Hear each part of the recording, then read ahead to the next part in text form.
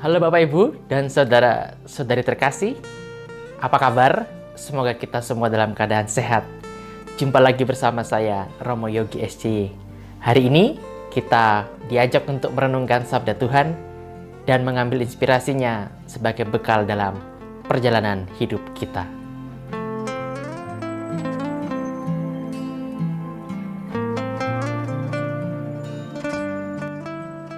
Saudara-saudariku yang dikasihi Tuhan, hari ini Kamis 28 Oktober 2021, Pesta Santo Simon dan Santo Yudas Rasul.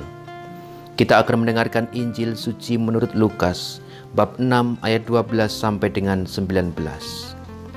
Sekali peristiwa Yesus mendaki sebuah bukit untuk berdoa. Semalam-malaman ia berdoa kepada Allah. Keesokan harinya ketika hari siang, ia memanggil murid-muridnya, lalu memilih dari antara mereka 12 orang yang disebutnya rasul. Mereka itu ialah Simon yang diberinya nama Petrus, Andreas saudara Simon, Yohanes dan Yakobus, Filipus dan Bartolomeus, Matius dan Thomas, Yakobus anak Alfius, dan Simon yang disebut orang Zelot, Yudas anak Yakobus, dan Yudas Iskariot yang kemudian menjadi pengkhianat. Lalu Yesus turun bersama mereka dan berhenti pada suatu tempat yang datar.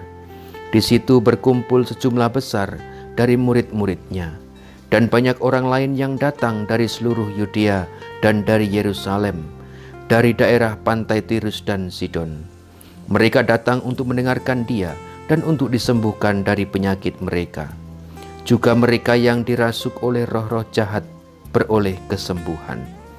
Dan orang banyak itu berusaha menjamah Dia, karena daripadanya keluar suatu kuasa, dan semua orang itu disembuhkannya.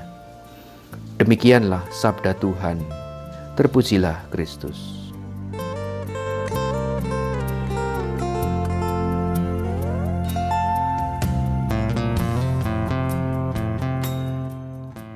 Saudara-saudari terkasih, dalam bacaan Injil tadi, Yesus memilih dan memanggil ke-12 rasul. Dan kita tahu, panggilan untuk mewartakan Injil terkadang tidak menunggu kita slow punya waktu. Ia atau panggilan itu bisa datang kapan saja.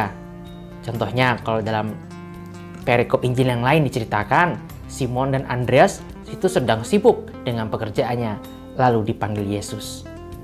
Panggilan Tuhan bisa tiba-tiba menarik kita dari keasikan kita dan melemparkan kita ke dalam sebuah tugas yang mungkin agak berat dan melelahkan. Yang harus diingat bahwa ketika mengikuti Yesus, ada yang mesti ditinggalkan oleh kita yang menanggapi panggilan kemuridan Yesus itu. Ada yang meninggalkan harta miliknya, ada yang meninggalkan keluarganya, dan yang lain-lain. Saudara-saudari terkasih, tanpa sadar, sering kita menimbang kemuritan dengan ukuran bisnis. Aku mau mengambil resiko kemuritan kalau itu memberi keuntungan buatku.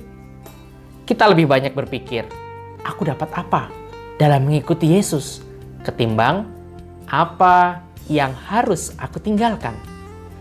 Ketika apa yang kita terima sebagai murid Kristus ternyata tidak seperti yang kita bayangkan, kita jadi kecewa. Ini terjadi karena yang kita pikir pertama adalah soal keuntungan.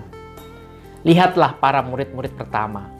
Waktu itu, Yesus baru mulai mewarta dan tidak ada jaminan bahwa mengikutinya akan memberi keuntungan. Namun, para murid mau meninggalkan segala sesuatu untuk mengikutinya.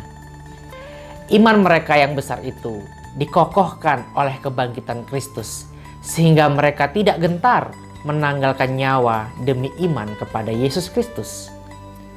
Kita perlu bertanya, apa yang harus kurelakan agar aku dapat menjadi murid Kristus? Kita bisa meninggalkan harta benda kita, membagikannya untuk yang membutuhkan. Kita bisa menanggalkan juga kesombongan, egoisme, dan kemarahan kita dan menggantinya dengan kasih.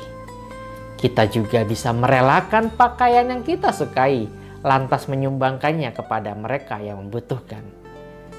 Bapak, Ibu, dan saudara-saudari terkasih, semoga kita mampu menjadi rasul-rasul cinta kasih-Nya bagi orang-orang yang ada di sekitar kita. Tuhan memberkati. Amin.